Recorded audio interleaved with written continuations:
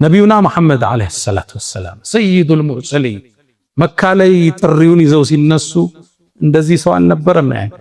ቁጥራቸው ትንሽ እነሱንም ቁረይሽ መከራ ታበላቸዋለች። ቢላል እዛ ድንጋይ ይጫናል፣ ከባብ ጀርባው ይቆስላል። ችግር ውስጥ ነው የነበሩት። የተወሰነን ሰሃባ ለማዳን ገና በ44 ዓመታቸው በአራተኛው አመል ቢዕሳ ከተላኩ 4 ዓመት ወደ ቅድስቲቱ ወደ ውዲቱ ምድር ኢትዮጵያ ከፈለዎች ላኩ ሰሃባዎች። በዚህ ችግር ውስጥ ነው እነ ከባብ ኢብኑል አረድ ከማ عند البخاري የአላህ መልእክተኛ ችግር ደረሰብን እርዳታ ከአላህ አትጠይቅም ሲሉ ምን ነው ተቻኮላችሁሳ? ከናንተ በፊት የነበሩ ህዝቦች መከራ ያለፈባቸው ተቋቁመዋል ጽንጅ አሏቸው ነብዩ አለይሂ ሰላቱ ወሰለም። ከዛም ከሩቅ ተስፋን ሰጧቸው፣ ከሩቅ እንዲያማትሩ አደረጓቸው። በአላህ ይሁንብኝ አሉ። ይሄ ይዤው የተነሳው ጥሪ ነቢያቶች ሁሉ ያስተማሩት ይሄ ዲን እስልምና ቀንና ምሽት ከደረሰበት ቦታ ይደርሳል። ልብ ብላችኋል። መካ ላይ ገና ህልውና የሌለው ዲን የዓለም ጥግ ይደርሳል፣ ያውም ቀንና ማታ። ገለጻቸውን አያችሁ? ቢኮዝ የዓለማችን አንዳንድ ክፍል ላይ ሌሊት የማይመጣበት ቦታ አለ፣ አንዳንድ ቦታ ላይ ደግሞ ማይመሽ ቦታ አለ። ከዓለማችን የነብዩ ገለጻ ጥልቅ ቀንና ምሽት ከደረሰበት እንዴት አይነት ተስፋ ነው! ምን አይነት ስንቅ ነው ነብዩ አለይሂ ሰላቱ ወሰላም ያዙ።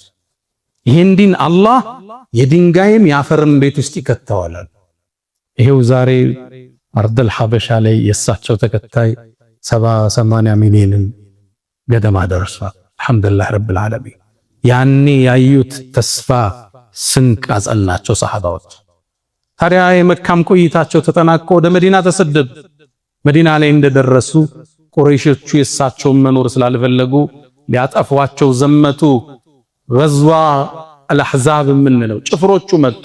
10,000 ጦር ይዘው ነው የመጡት።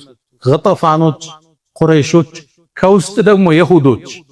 ነብዩ አለይሂ ሰላቱ ወሰላም ሰራዊታቸው ያኔ 3000 ብቻ በምን ይቋቋሟቸው? ሰልማን ከፋርስ ሀገር ያመጣውን ጥበብ ነገራቸው። እኛ ጠላት ሲመጣብን ጉድጓድ ቆፍረን እንመክት ነበር። ከመዲና 2 ተራራዎች ሰሜናዊ መዲና በኩል ጉድጓዶችን ቆፈሩ፣ ኸንደቅ ይባል። ያን ጉድጓድ ቆፍረው ጠላትን መከቱበት። ታዲያ ያኔ በመቆፈር ላይ ያሉ አንድ ትልቅ ቋጥኝ መስመር ዘጋ። ጀግኖቹ ሷሃባዎቹ መቱት፣ ሊፈርስ አልቻለም። የመጨረሻ መመለሻ ወደ ነብዩ አለይሂ ሰላቱ ወሰላም የአላህ መልእክተኛ አንድ ትልቅ ቋጥኝ ዘጋብን፣ ምን እናድርግ አሏቸው። ነብዩ አለይሂ ሰላቱ ወሰላም መጣዋሉ፣ ወረዱ፣ ተቀበሉት። ቢስሚላህ አሉና አንዴ መቱት፣ 1/3ኛው ፈረሰ። ያኔ ከድንጋዩ ስባሪ ውስጥ ብርሃን ወጣ። ተስፋ የሰነቀ ንግግር ሰጥቷቸው አላሁ አክበር አላሁ አክበር አሉ።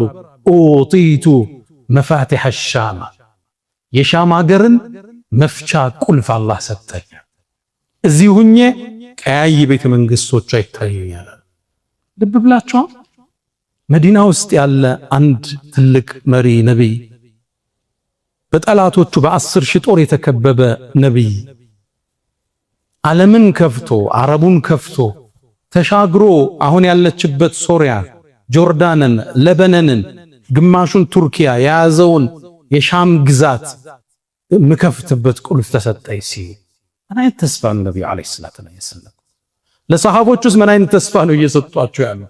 ከዚህ ወጠን ገና ዓለምን እንገዛለን እንደሚል ስንቅ ሰጧቸው። ሁለተኛ ነሱና አሁንም ድንጋዩን አለቱን መቱት። 1/3 ደግሞ ተሰበረ። ብርሃንም ወጣ። ነብዩ ማስከተሉ በአላህ ነብይ የፋርስ ሀገር መክፈቻን ቁልፍ ተሰጠኛል።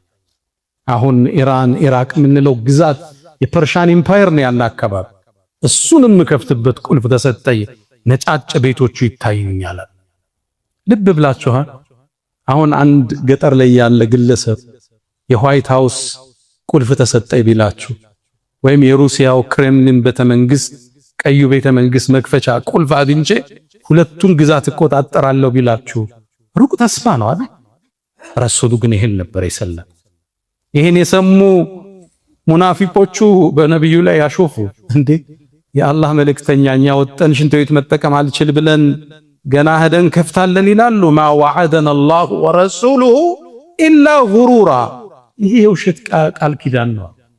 ሶስተኛም መቱት፣ አመድ ሆነ፣ ብርሃንን ፍንጥቅ ብሎ ወጣ። የየመን መክፈቻ ቁልፍ ተሰጠኝ፣ የሰነዓ መግቢያ በሮች ይታዩኛል። ረሱሉ ዓለይሂ ሰላቱ ወሰላም ይህን ትውልድ ያሻገሩት በጠነከረ ተስፋ ውስጥ ነው። አሁን ያለንበት ተጨባጭ አትዩ እንሻገራለን የሚል ስንቅ ነው የሰጧቸው። ለዛ ነው ያንን ነቢይ ያልተላከበትን ዘላን የአረቢያ ትውልድ ኮትኩቶ በተስፋ በኢማን አንጸው ፐርሻን ኢምፓየር የምትሉት ሮማን ኢምፓየር የሚባለው ድባቅ መጥተው የዓለም ሀያላን መንግስታት መሆን ይችላል።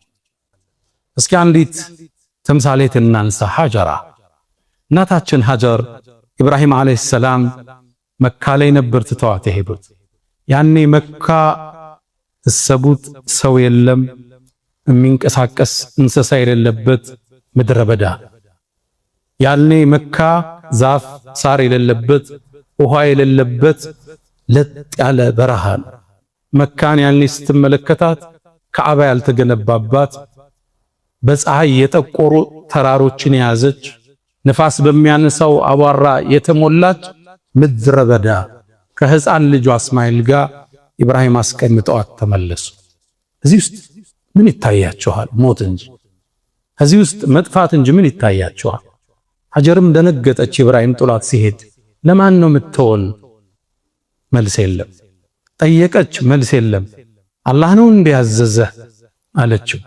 በአንድ ዘገባ ራሱን ብቻ አንቀሳቀሰ ይላል ነቢዩላህ ኢብራሂም። አንድን ቃል ተናገረች፣ ተስፋን ያዘለ እንደሱ ከሆነማ አላህ ይጥለንም አለች። ሀጀር ተቀመጠች። እዛ ምድረ በዳ ላይ የያዘችው ውሃ አለቀ፣ ምግቧ አለቀ፣ ጡቷ ደረቀ። ሕፃኑ እስማኤል ያለቅሳል አለይሂ ሰላም። ያኔ ምን ታድርግ? ልጇን ጠቅልላ አስቀምጣ ሰው ባገኝ ረጅ ባገኝ ብላ ሶፋና መርዋ ተራራ ተመላለሰች። ከሶፋ ትነሳለች፣ ወደ መርዋ ተራራ ትወጣለች። መሃል ላይም ሶምሶማው አለ መሮጡ። እንደገና ትወጣለች፣ 7 ዙር ተስፋ አርጋለች። ሰበብን ግን አልተወች። ሩጫውን ሶምሶማውን አልተወች። መጨረሻ ላይ መርዋ ተራራ ስትመለስ ልጇ ጥግ አንድ ፍጡር ቆሟል። ለካ አላህ ጀብራኢል ልኮት ነበር። ሩጣ መጣች ልጇን ልታድን። ማነሻ አንቺ አላት። ጅብሪል።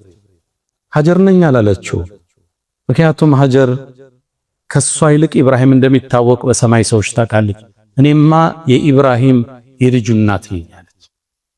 ኢብራሂም ለማን እዚህ ምድረ በዳ ላይ ተወሽ አላት። ለአላህ ነው ተወኛለች። በርግጥ ለሚበቃሽ ጌታ ነው ተወሽ አላት። አፈሩንም ማሰው ዘምዘም ውሃው ወጣ። ያነ ዘምዘም ውሃ ሄዶ እንዳያልቀባት ዙሚ ዘምዘም የሚለው ቃል ከሱ ነው የመጣ። ገደበች። እሷ ውሃውን እየጠጣች ከርቀት ጁርሁም የሚባል ጎሳ በመካ ጥግ ያልፋ። ውሃ ያለበት ቦታ ላይ ከላይ አሞራዎች አጥለዋል። እዚህ አካባቢ ውሃ አለው ብለው ሲመጡ አንዲት ሴት ከህፃን ጋር ይሄን ውሃ እንድንጠቀመው ትፈቅጃለሽ አሏት። በሷ ኃላፊነት አላህ ጎረቤት ሰጣት፣ ዘመድ ሰጣት። መካን ቆረቆረች። ባዶ ምድረ በዳ ወና ከሆነ ቦታ ላይ ተስፋ ይታያችኋል? ዛፍ የሌለበት ሳር፣ ውሃ የሌለበት እንስሳ የሌለበት እዚህ ድቅድቅ ጨለማ ውስጥ ነገን ማማተር፣ ብርሃንን ማማተር የነቢያቶች ትልቅ አቅምስ። ነቢዩላህ ኢብራሂም ባሏንም ብትወስዱ ጣዖታትን ሰበርክ ብለው ሊያቃጥሉት ተነሱ። እሱን ለማቃጠል እንጨቶችን ሰበሰቡ። ለወራት ሳቱን ሲያነዱት ከላይ ላይ የሚያልፉ አዕዋፋት እየጠበሳቸው ይወድቁ ነበር። ተስፋው ግን እንደሰነቀ ነው። በወስፈንጠርን ሳት ውስጥ ጨመሩት። ተስፋው ላይ እንደጸና ነው ኢብራሂም አለይሂ ሰላም። ሳቱ ነዶ ከቀናት በኋላ ኢብራሂም ሲወጣ የተቃጠለው የታሰረበት ገመድ ብቻ ነው። ነቢያቶች ትልቁ ስንቃቸው ተስፋ ነው። አላህ ዘንድ ያላቸው እውነተኛ ተስፋ። አላህ አይጥለንም፣ ይህን ችግር እንሻገረዋለን፣ ፈተናውን እናልፈዋለን የሚለው ስንቃቸው።